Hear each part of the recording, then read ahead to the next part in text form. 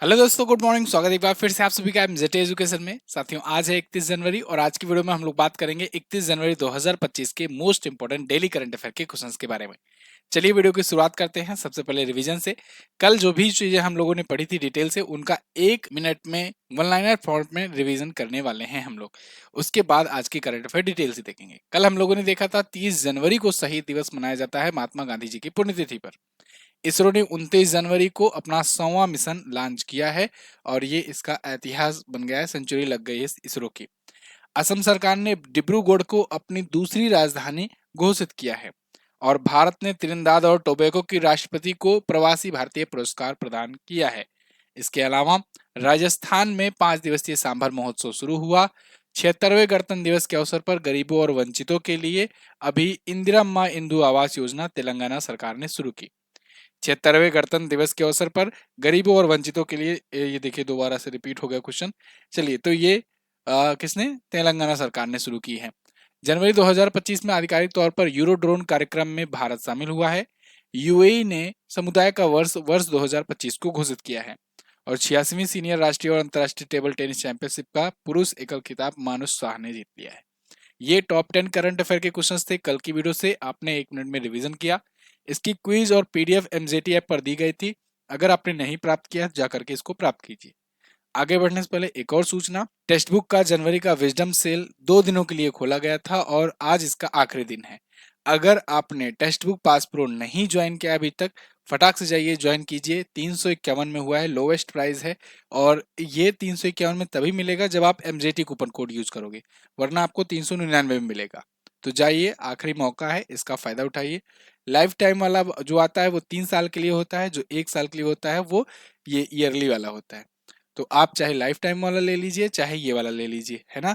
Life time वाला भी 599 के आसपास में हुआ है। एमजेटी कूपन कोड लगाओगे तभी सब में 12% डिस्काउंट आपको दिखेगा। लिंक सबका डिस्क्रिप्शन में दिया गया है। चलिए, पहला क्वेश्चन देखते हैं। कुष्ठ रोग दिवस कब मनाया जाता है?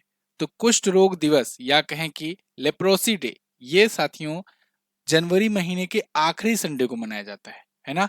तो ये बात ध्यान रखना, last Sunday of January month ये मनाया जाता है। कई कई बार लोग महात्मा गांधी जी के पुण्यतिथि पर कर लेते हैं, मतलब 30 जनवरी को कर लेते हैं। तो हर बार 30 जनवरी नहीं होता है ना। 30 जनवरी को कभी कभी पड़ जाता है। हालांकि कारण महात्मा गांधी हैं ये दिवस मनाए जाने के। उन्होंने ही कुष्ठ रोग के प्रति अवेयरनेस को फैलाई थी और इसीलिए डेडिकेट किया गया। लेकिन ये बात ध्यान रहे कि ये डेडिकेट किया गया था जनवरी महीने के लास्ट संडे को। तो कई कई बार लास्ट संडे 30 जनवरी को पड़ा था, तो इस 30 जनवरी को मनाया गया था। तो कई स्टूडेंट में ये कंफ्यूजन रहता है कि महात्मा गांधी जी की पुण्यतिथि पर मनाया जाता है। नहीं, महात्मा गांधी जी की पुण्यतिथि फिक्स है 30 जनवरी और ये बदलता रहता है। जैसे पिछली बार की बात करूं तो पिछली बार अभी शायद ही 29 जनवरी को पड़ा था। इस बार कब पड़ा? इस बार अगर आप लास्ट संडे देखोगे तो इस बार ये 26 जनवरी को पड़ा था। तो 26 जनवरी को लास्ट संडे था जनवरी मंथ का। अभी उसके बाद संडे आया नहीं, तो ये लास्ट संडे को 26 जनवरी को इस बार मनाया गया है वर्ल्ड लेप्रोसी डे। देखिए, ये 26 जनवरी को पड़ा है। क्लियर है ना। तो ये बात ध्यान रखना, ये इंपॉर्टेंट पॉइंट है, ये क्वेश्चन बन सकता है। अच्छा, विश्व कुष्ठ रोग दिवस को या कहें लेप्रोसी डे को हैंसेन रोग भी कहा जाता है। ये इसका दूसरा नाम है। कुष्ठ रोग की जागरूकता फैलाने के लिए ये दिवस मनाते हैं और ये चुनाव कुष्ठ रोग से ग्रसित लोगों के लिए महात्मा गांधी के सम्मान में फ्रांसीसी सामाजिक कार्यकर्ता राउल फेलोरो के द्वारा किया गया था। मतलब इसकी शुरुआत महात्मा गांधी जी के सम्मान में ही की गई थी। कब की गई थी? 1954 में इसकी शुरुआत की गई थी और ये तंत्रिका तंत्र को इफेक्ट करता है। अगर आप नोटिस कर रहे होंगे तो पिछले कुछ दिनों में जो भी मैं बीमारियां बता रहा हूँ, साथ साथ ये भी बता रहा हूँ कि वो बीमारी से कौन सा सिस्टम अपने शरीर का वो इफेक्टिव होता है। कारण यह है कि ऐसे क्वेश्चंस पिछले दिनों में काफी देखने को मिले हैं कि बताइए ये जो रोग होता है इससे मानव शरीर का कौन सा अंग प्रभावित होता है। तो ये ध्यान रखना बात। तो ये तंत्रिका तंत्र को, नर्वस सिस्टम को इफेक्ट डालता है। ठीक है, चलिए अब आगे बढ़ते हैं। हाल ही में किस देश के एआई मॉडल डीप सीक के लॉन्च होने की वजह से अमेरिका के शेयर मार्केट में $1 ट्रिलियन का नुकसान हो गया? ये बहुत ही इंटरेस्टिंग क्वेश्चन है साथियों। एक्चुअली में अभी चाइना ने ना डीप सीक नाम का अपना एआई मॉडल लॉन्च किया, सेम चैट जीपीटी जैसा। ये भी एक एआई यानी आर्टिफिशियल इंटेलिजेंस चैटबॉट है। लेकिन जब ये लॉन्च हुआ तो अमेरिका की शेयर मार्केट में $1 ट्रिलियन गायब हो गए। मतलब उसका शेयर मार्केट इतना गिर गया। अब $1 ट्रिलियन की आप कीमत आप ऐसे लगाओ, नंबर में लिखने में तो बहुत छोटा लग रहा है, आप इसकी कीमत ऐसे लगा लो कि भारत की, पूरे भारत की जीडीपी, 28 राज्य, 8 केंद्र शासित प्रदेश, सब की जीडीपी मिला लो, तब होती है $3.5 ट्रिलियन। और इसका आप एक तिहाई कर दो तो होता है लगभग $1 ट्रिलियन। इतना केवल एक दिन में साफ हो गया अमेरिका की मार्केट से। अमेरिका की टोटल जीडीपी जो है, हालांकि वो $50 ट्रिलियन है, दुनिया में सबसे अमीर है वो, और चाइना की $27 ट्रिलियन के आसपास में है, भारत की $3.5 ट्रिलियन के आसपास में है।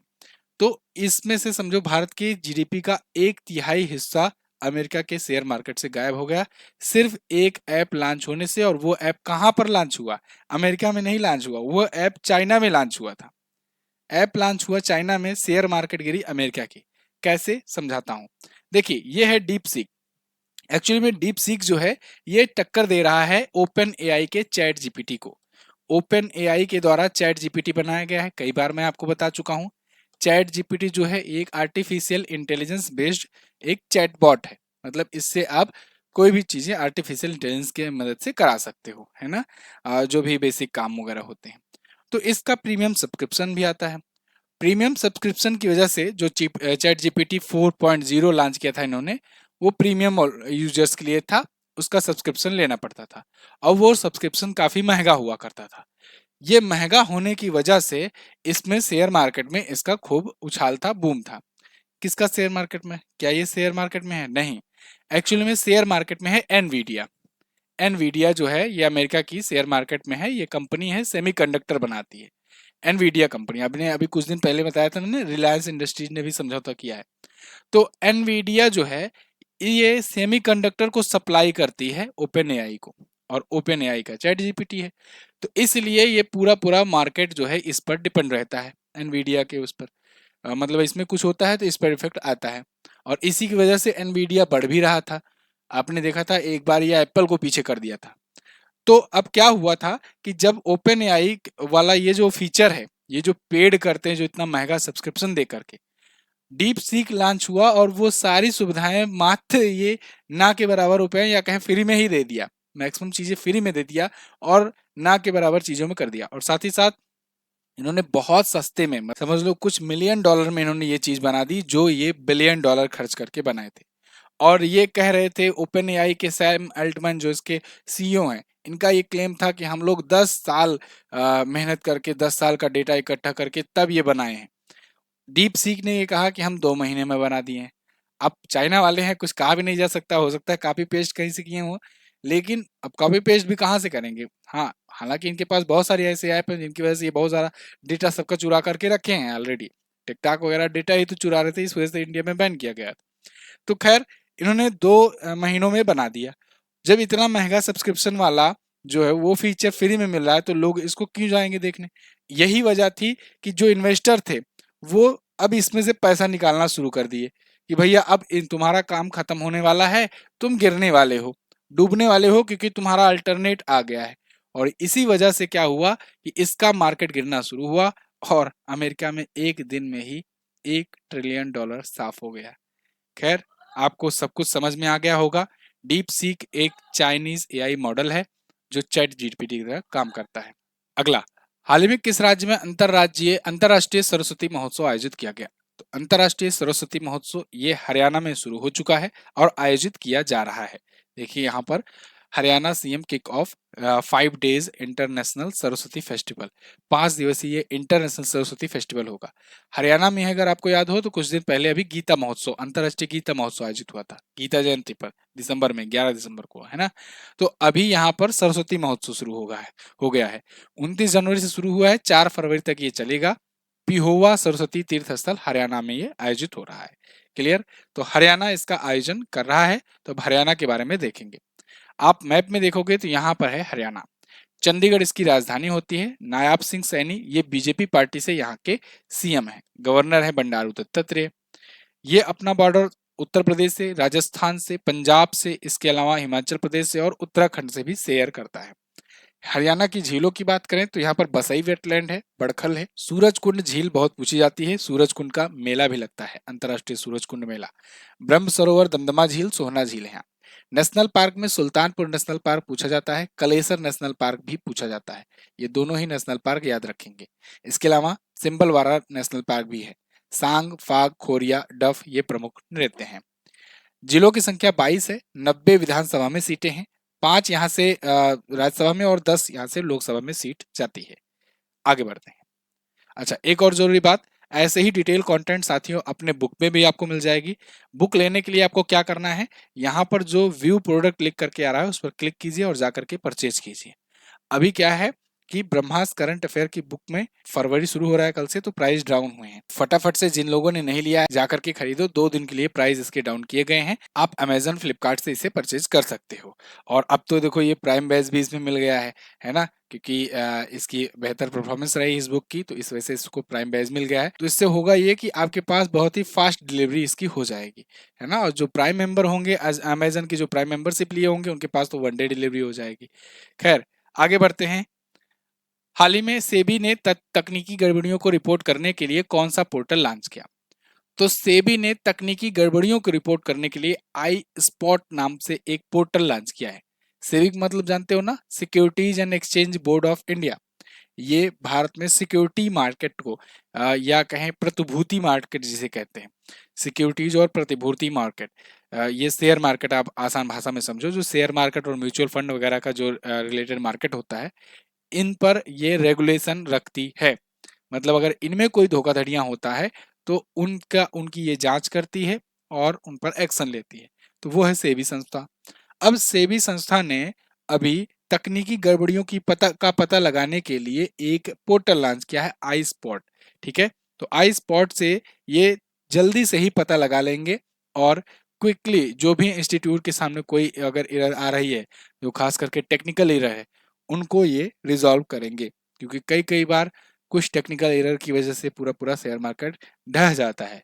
तो इस शेयर मार्केट का इनका काम है, इसलिए ये आई स्पॉट लॉन्च किए हैं कि अगर कुछ ऐसा होता है तो तुरंत ही वो स्टॉक एक्सचेंज को या क्लियरिंग कॉरपोरेशन को ईमेल आईडी के माध्यम से तुरंत रिपोर्ट कर पाएंगे और तुरंत उस पर एक्शन हो पाएगा। ठीक है। सेबी की बात करें तो स्थापना 1992 में हुई थी।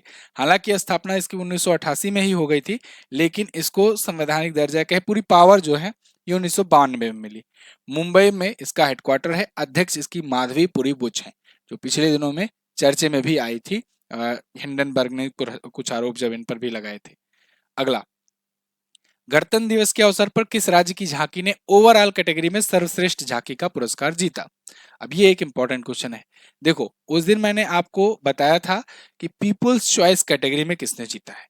आज यहाँ ओवरऑल कैटेगरी की बात की जा रही है। अब इसमें कुछ स्टूडेंट को कंफ्यूजन है, इसीलिए क्लियर करने के लिए यहाँ पर दोबारा से बताया गया है क्वेश्चन, और ध्यान से देखिएगा। वो क्वेश्चन भी सही है आपका, ये क्वेश्चन भी सही है। जो मैंने आपको 27-28 तारीख को बताया था, 29 तारीख को शायद बताया था, वो भी सही है और ये वाला भी सही है। एक्चुअली में दोनों में ही प्रथम पुरस्कार तो उत्तर प्रदेश ने ही जीता है, उत्तर प्रदेश की ही झांकी में। लेकिन क्या हुआ था, जो पीपुल्स चॉइस कैटेगरी थी वो वेबसाइट माई जीओवी पोर्टल जो है उस पर डाल दिया गया था पीपुल्स चॉइस के लिए, पीपुल्स की वोटिंग के लिए, और उसमें वोटिंग कराई गई थी। तो वो कैटेगरी थी पीपुल्स चॉइस की। तो उसमें 40% वोट मिले उत्तर प्रदेश को, 35% मिले गुजरात की झांकी को, और 5% वोट मिले हरियाणा की झांकी को। तो इस प्रकार से उसमें उत्तर प्रदेश टॉप पर, सेकंड पर गुजरात और थर्ड पर रहा हरियाणा। वो रही पीपुल्स चॉइस कैटेगरी। अभी यहाँ पर ओवरऑल कैटेगरी की लिस्ट आ गई है, मतलब अब ओवरऑल किसने क्या जीता है। तो ओवरऑल में भी उत्तर प्रदेश ही टॉप पर है, जैसा कि ओवरऑल कैटेगरी में हर बार दिया जाता था, उसी में ओवरऑल कैटेगरी में उत्तर प्रदेश टॉप पर है। सेकंड पर यहाँ पर त्रिपुरा है और थर्ड पर यहाँ पर आंध्र प्रदेश है। ठीक है, तो ये उत्तर प्रदेश हुआ पहले पर, दूसरे पर ये याद रखना, तीसरे पर आपको ये याद रखना है। ठीक है, तो दोनों ही क्वेश्चन सही है, बस उसमें आप ध्यान रखना ये पीपुल चॉइस कैटेगरी रहेगी और ये ओवरऑल कैटेगरी रहेगी। कंफ्यूजन क्लियर हो जाना चाहिए। सबकी थीम देख लो।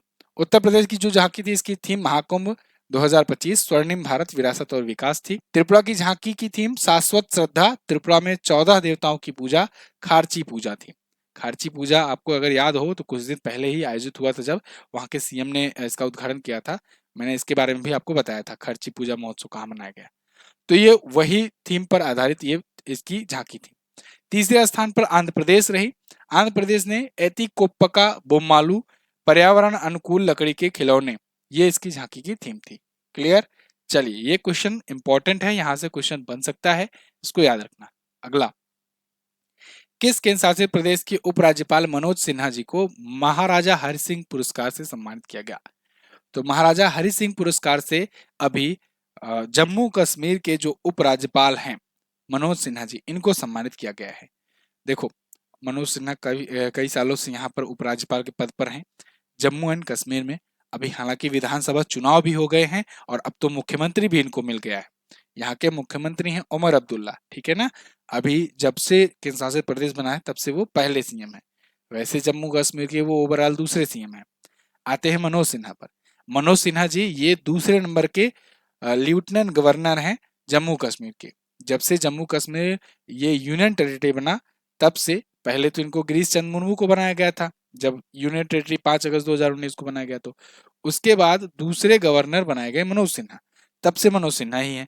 और मनोज सिन्हा को जम्मू कश्मीर में स्टेबिलिटी लाने और वहां पर वहां के विकास में योगदान देने के उद्देश्य थे, क्योंकि अभी तक जब वहां पर सीएम नहीं थे तब तक तो पूरा कार्यभार यही देख रहे थे। तो इसलिए इनको महाराजा हरि सिंह पुरस्कार से सम्मानित किया गया है। महाराजा हरि सिंह से क्यों? महाराजा हरि सिंह साथियों 1947 में जब भारत देश आजाद हुआ अंग्रेजों से, भारत पाकिस्तान का बंटवारा हुआ था, तो उस टाइम पर वो जम्मू कश्मीर के राजा हुआ करते थे। और शुरुआत में तो इन्होंने विलय करने से मना कर दिया, इन्होंने कहा कि हम इंडिपेंडेंट रहेंगे। लेकिन जब इधर देश आजाद हुआ, उधर पाकिस्तान ने जम्मू कश्मीर पर अटैक कर दिया, तो अब उससे डर करके महाराजा हरि सिंह ने कहा कि हम बिना शर्त के इंडिया में विलय होना चाहते हैं। फिर कुछ क्या हुआ पता नहीं, कैसे क्या हुआ कि उनको विशेष राज्य का दर्जा मिल गया और फिर भी वो भारत में मतलब कुल मिलाकर के शामिल हो गए थे। तो भारत में शामिल हो गए थे और उस टाइम भी इन्होंने जो भी कुछ किया था उनसे उनको याद करते हुए यहाँ पर ये पुरस्कार की शुरुआत हुई है। और ये पुरस्कार गुलिस्तान न्यूज नेटवर्क के द्वारा दिया जा रहा है। और दिया किसे गया? मनोज सिन्हा जी को दिया गया। क्लियर है ना? जम्मू के सत्य रिजॉर्ट में अभी, सत्यम रिजॉर्ट में अभी ये आयोजित हुआ समारोह और उसमें दिया गया है। तो इसमें यही कहा गया जम्मू कश्मीर के भारत में एकीकरण में उनका योगदान था, इसलिए हुआ। हालांकि वो अलग बात है, योगदान क्या था, शुरू में नहीं आना चाहते थे, जब लगा कि अब तो पाकिस्तान कब्जा कर लेगा तब आए। लेकिन ऑप्शन था यही कि चलो चाहे उधर जाते चाहे इधर जाते, तो उन्होंने इधर आना सही सुना। चलिए अगला, हाल ही में हिसाशी सुजुकी को किस कंपनी का दोबारा एमडी और सीईओ नियुक्त किया गया? तो हिसाशी सुजुकी ये सुजुकी मारुति सुजुकी के दोबारा से सीईओ नियुक्त किए गए हैं। एमडी और सीईओ ये पहले भी थे और अभी फिर से इनकी नियुक्ति हुई है। ये हैं हिसाशी सुजुकी। तो ये हैं जापान के। 1 अप्रैल 2025 से 31 मार्च 2028 तक के लिए इनका कार्यकाल बढ़ा दिया गया है। अच्छा, अभी कुछ दिन पहले ही सुजुकी कंपनी के पूर्व चेयरमैन ओसामू सुजुकी का निधन हो गया था, याद होगा आपको। इनको 2007 में पद्म भूषण मिल चुका है। 2007 में इनको मिला था पद्म भूषण, है ना। लेकिन अभी इस बार, इस साल 2025 में इनको पद्म विभूषण से भी सम्मानित किए जाने की घोषणा हो गई है। तो 2007 में पद्म भूषण पाए थे और 2025 में पद्म विभूषण सम्मानित किए जाएंगे। हालांकि पद्म विभूषण से मरणोपरांत सम्मानित किए जाएंगे, क्योंकि इनका ऑलरेडी निधन हो चुका है, अभी कुछ दिन पहले निधन हुआ था। क्लियर है ना? चलिए आगे। हाल ही में किस देश ने आईसीसी महिला चैंपियनशिप 2025 का खिताब जीता? तो आईसीसी महिला चैंपियनशिप का खिताब एक बार फिर से जीत लिया है ऑस्ट्रेलिया ने। आईसीसी महिला चैंपियनशिप जब से होना शुरू हुआ है, 2014 से इसकी शुरुआत हुई है और अभी तक 3 संस्करण इसके हुए हैं। तो ये फिलहाल तीसरा संस्करण था और इसको जीत लिया है ऑस्ट्रेलिया ने। तीनों ही बार जीता है ऑस्ट्रेलिया ने। ऑस्ट्रेलिया की विमेंस टीम ने 3 में से तीनों ही जीता है। 100% इसका रेशियो रहा है। एलिसा हेली इसकी कैप्टन है, ऑस्ट्रेलिया के कप्तान, जिनकी कप्तानी में जीता हुआ है। किसको हरा करके? इंग्लैंड को इन्होंने फाइनल में 72 रनों से हराया है। ठीक है, 2014 से इसकी शुरुआत हुई थी। ऑस्ट्रेलिया की ही टीम ने, विमेंस टीम ने इस बार जो वर्ल्ड कप हुआ था उसको भी जीता था। ठीक है ना, T20 का। अगला, 23वीं राष्ट्रीय पैरा एथलेटिक चैंपियनशिप 2025 का शुभंकर लॉन्च किया गया। ये कहाँ आयोजित किया जाएगा? तो 23वां राष्ट्रीय पैरा एथलेटिक चैंपियनशिप ये तमिलनाडु में आयोजित होगा। ध्यान रहे, राष्ट्रीय पैरा एथलेटिक चैंपियनशिप है ये। विश्व पैरा एथलेटिक चैंपियनशिप भी हो रहा है, मतलब विश्व एथलेटिक वर्ल्ड कप कह सकते हैं, पैरा एथलेटिक वर्ल्ड कप, ये भी भारत में ही होना है ना। ये होगा नई दिल्ली में, लेकिन उससे पहले हम लोग राष्ट्रीय स्तर का कराएंगे। तो ये राष्ट्रीय स्तर वाला 23वां होगा और विश्व स्तर वाला पहली बार भारत करेगा। तो 23वीं राष्ट्रीय पैरा एथलेटिक चैंपियनशिप होगी तमिलनाडु में। इसका शुभंकर लॉन्च किया गया है। शुभंकर देखिए कुछ इस प्रकार से है, एक चक्के पर एक हाथी है, ठीक है ना, दौड़ता हुआ हाथी एक चक्के पर। तो ये इवेंट का मस्कट है, ठीक है। इसका नाम मैंने खूब ढूंढने का प्रयास किया, इसका कहीं नाम नहीं दिया गया है, तो आप ऐसे ही याद रखिए, ये मस्कट है, एक चक्के पर हाथी, अपने मन में बैठा लीजिए। चलिए, तो खैर ये 17 से 20 फरवरी के बीच में आयोजित होगा। देश भर के 1700 से ज्यादा पैरा खिलाड़ी इसमें भाग लेंगे, पैरा एथलीट इसमें हिस्सा ले रहे हैं। पैरा एथलेटिक विश्व चैंपियनशिप भी भारत में होने वाला है इस बार, और ये होगा 26 सितंबर से 5 अक्टूबर के बीच में। तो इसलिए अभी जनवरी फरवरी में ये करा ले रहे हैं, और सितंबर अक्टूबर में होगा विश्व वाला, वो होगा नई दिल्ली में, ये बात ध्यान रखना। और भारत पहली बार मेजबानी कर रहा होगा। अगला, हाल ही में भारत की प्रसिद्ध मूर्तिकार लतिका कट्ट का निधन हो गया है, इन्हें कौन सा पुरस्कार मिल चुका है? तो देखिए, लतिका कट्ट जी हैं, ये भारत की बहुत ही फेमस ये मूर्तिकार थी। जब मूर्तिकार थी, तो अब इनमें से देखो कौन कौन सा अवार्ड मिलने की संभावना है, थोड़ा सा ध्यान से देखिएगा। मूर्तिकार है तो साहित्य कला अकादमी नहीं मिलेगा, ये साहित्यकार को मिलता है। अगर कोई लेखक होता, कोई कवित्री होती, ठीक है, तो उनको ये साहित्य के लिए मिलता, ठीक है।